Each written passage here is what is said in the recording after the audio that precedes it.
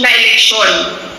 2025. Mamimili po tayo ng senador, mamimili po tayo ng mayors, ng vice mayors, ng mga congressman at mga konsehal natin.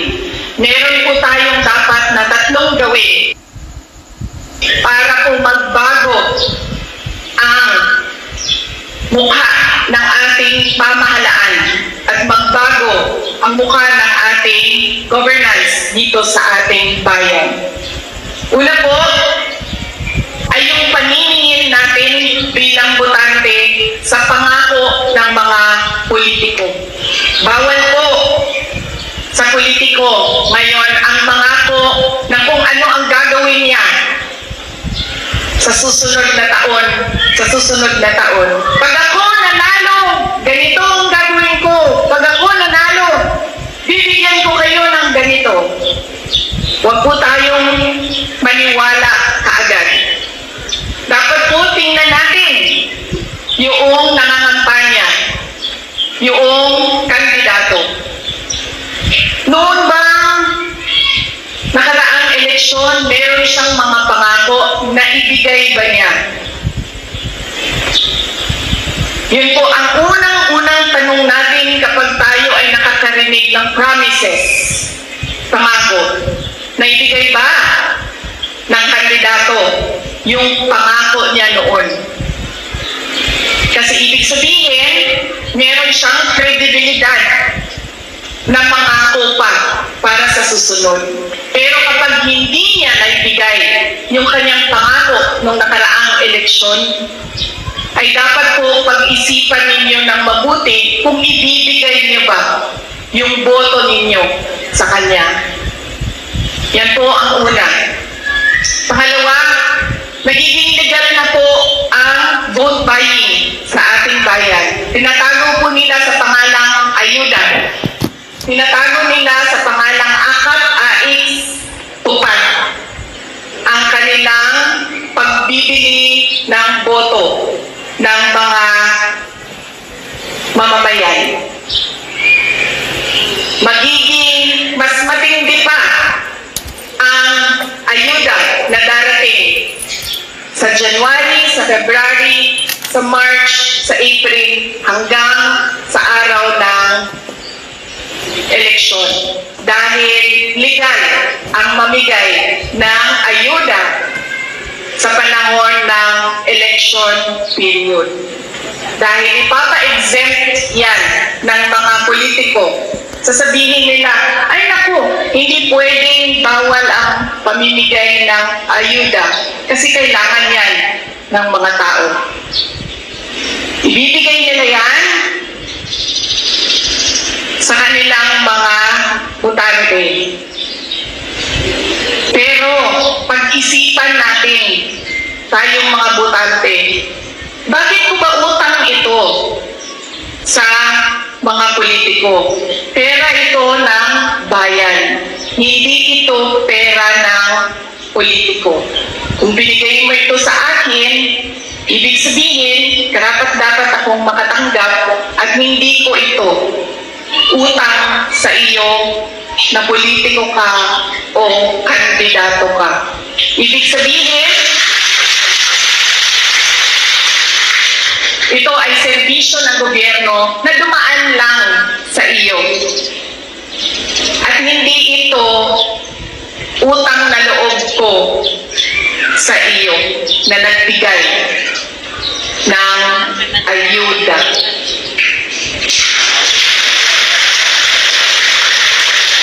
Ang huli po na kailangan natin pag-isipan at hinihingi ko po sa inyo ay hindi po dahil Duterte yung tumatakbo ay automatic po ang boto ninyo. Hindi po dahil galing yan sa pamilya ng mga politiko ay automatic ang boto ninyo. Hindi po dahil galing yan sa anak ni ganitong politiko, kapatid ni ganitong politiko, apo ng ganitong politiko ay ibigay nyo na kaagad ang boto ninyo. Kailangan po suriin ninyo ng mabuti. Meron ba ito siyang kakayahan maliban sa Espiritu na ibinigay sa kanya ng Diyos nung siya ay ipinanganak. Yan po ang tanong ninyo kapag kayo ay nakikinig sa kampanya ng mga politiko. Una, ano ang mga pangako na napako? Pangalawa, hindi niyo utang na loob sa kanila ang ayuda. Pangatlo, hindi dahil anak yan ng politiko ay automatic ang boto ninyo. Yan po ang kailangan natin gawin para mabago natin ang mukha ng gobyerno at ng pamahalaan.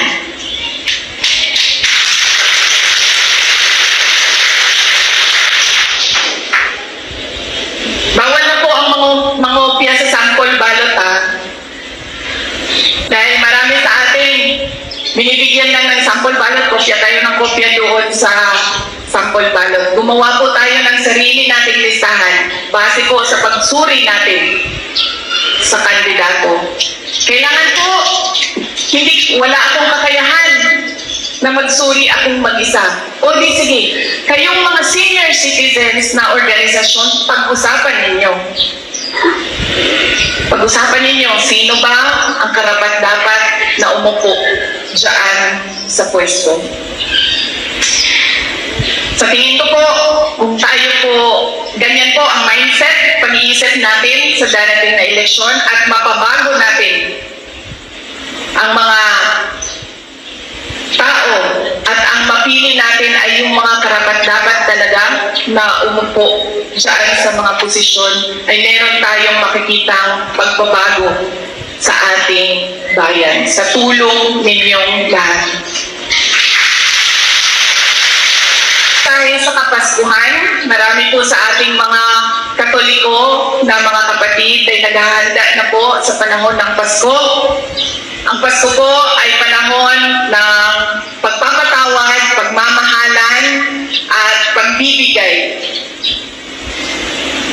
Forgiving, giving, and loving. Lagi ko pong sinasabi na depende po yan sa tao. Pero dahil ako ay Vice President, kailangan ko sabihin sa inyo na yan po ang mensahe at diwa ng Pasko. Pero po ako, hindi po talaga ako magpapatawad.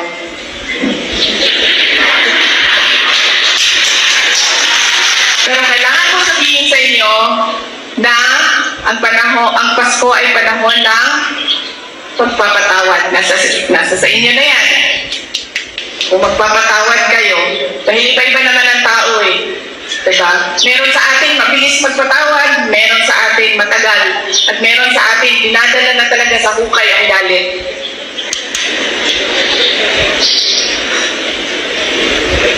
Pagbibigay at pagmamahal. Hindi po kailangan na magara o expensive o lavish ang ating celebration ng Pasko. Dahil po, ang mahalaga po sa Pasko ay hindi po yung kamahal-mahal na lechon. 15,000, 18,000 na lechon, bandehadong daming pansit. Bumabaha ang kanin.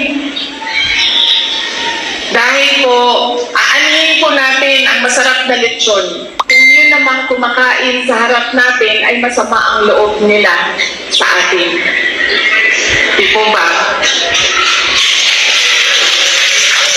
Aanin natin yung kasarap na pansit na luto natin kung galit sa atin yung kumakain ng pansit. Galit sa atin dahil meron tayong nasabi, meron tayong nagawa, nagtatampo sa atin dahil merong mali tayo.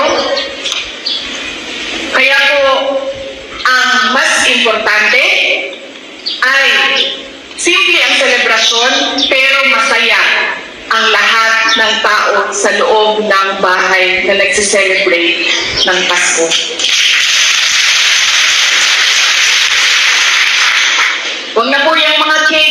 nutrisyon, pansit, bumabaha ang kanin. Ang importante po, masaya sila. Dahil hindi po tama ang Pasko, kumakain sila, pero nandoon yung sakit sa loob ng dibdib nila. Merong dinadala sa damdamin. Kaya paniguraduhin natin na napapaabot natin at napapaalam natin sa ating mga mahal sa buhay ang pagmamahal natin sa kanila. At paniguraduhin natin na sila ay masaya dahil sa atin. Yan po ang mensahe ko sa inyo ngayong Pasko. Ang pagpapatawad po mahalaga sa mga senior citizens dahil po marami po tayong tampo sa ating mga anak, sa ating mga kapatid. Marami pong daladalang hugot tayo. Kaya napakahalaga din po na pag-isipan natin yan ngayong panahon ng Kapaskuhan. Yan po ang forgiving, giving, and loving. Sana po ay masaya ang inyong Pasko at masagana ang inyong darating na 2025.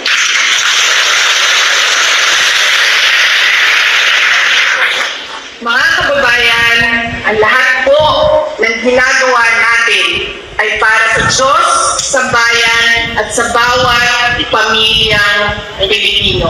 Syukran.